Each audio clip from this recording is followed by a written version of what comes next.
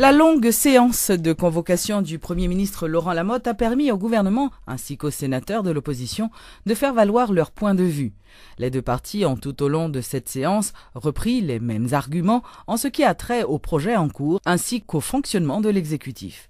Plusieurs dossiers ont été abordés lors de cette séance de convocation, dont des projets d'infrastructures dans les régions et la lutte contre le choléra. De nombreux sénateurs ont exprimé leurs préoccupations en raison de l'interruption de certains projets de construction de routes dans leur région et en réaction, les ministres ont promis de tout mettre en œuvre afin de réaliser les travaux. Le Premier ministre a pris le soin de faire état de nombreux projets, notamment ceux des fonds communaux. Cette séance marathon était l'occasion pour le Premier ministre Laurent Lamotte et certains membres de son cabinet ministériel de faire le point sur la marche du gouvernement.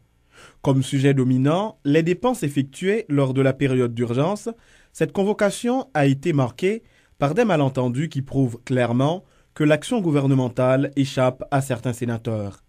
Alors que les sénateurs convocateurs croyaient que 5 milliards de gourdes ont été dépensés suite aux dégâts causés par l'ouragan Sandy en octobre 2012, le Premier ministre Laurent Lamotte allait apporter des précisions.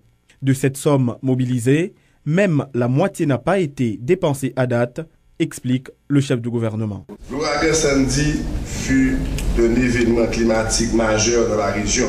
En Haïti, les dégâts ont été estimés à un montant astronomique, plus de 70 milliards de gourdes, soit 15% du PIB.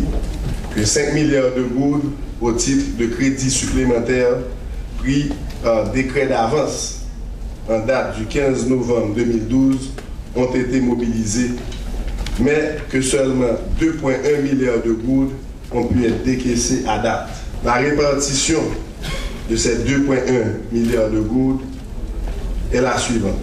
1 milliard pour les TPTC, 875 millions pour l'agriculture et 200 millions pour le ministère de la Planification. En décrétant l'état d'urgence, le gouvernement avait un double souci. D'abord, celui de venir en aide immédiatement aux victimes, et ceci dans tous les départements touchés. Ensuite, celui d'activer la réalisation de projets aptes à augmenter la résilience de l'économie et du territoire. Autre point, et non des moindres évoqués lors des débats, la gestion du fonds Petro-Caribé. Corruption, opacité la plus totale, le sénateur Moïse Jean-Charles ne manquait pas de mots pour essayer d'acculer le pouvoir en place qui, croit-il, a dilapidé cet argent. Le parlementaire accuse et le Premier ministre se défend. Je dis à regarder ce qui a passé, nous prenons comme payant, dette payant, gain pour payer Venezuela, c'est dette que petit nous pouvons payer. Au lieu de nous faire un investissement productif avec Coblan, et puis nous avons gagoté Coblan. On ne va pas prendre Cob que nous devons. Au lieu d'investir Coblan, d'ailleurs c'est ça même Fonds Petro-Caribéen, c'est mission de ça. C'est ça là pour le faire. On ne va pas prendre jouer avec elle. Dette que le pays d'Haïti gagne pour le pays Venezuela, ce n'est pas sous gouvernement ça que dette là a commencé.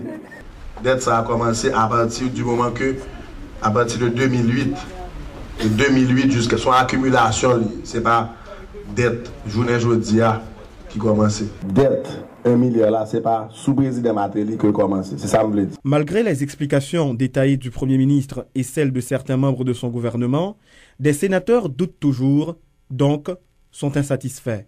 D'autres convocations sont en vue, annonce le sénateur Jocelyn Privert. Le rapport qu'on a déposé, c'est le rapport sur l'activité gouvernement, mais par rapport sur l'état d'urgence. Et comme c'est un rapport, il faut attendre les ministres responsables des différents secteurs qui sont dans le rapport, il y a l'objet d'invitation, il y a l'objet de convocation pour venir répondre à ça. En dépit des écarts de langage, des incompréhensions de part et d'autre qui ont marqué cette séance, Laurent Lamotte l'a qualifié de bel exercice démocratique et se dit à la disposition des sénateurs pour d'autres informations. Mais l'insatisfaction des sénateurs convocateurs est telle qu'ils n'écartent pas la possibilité d'interpeller le Premier ministre, même si le résultat final demeure incertain.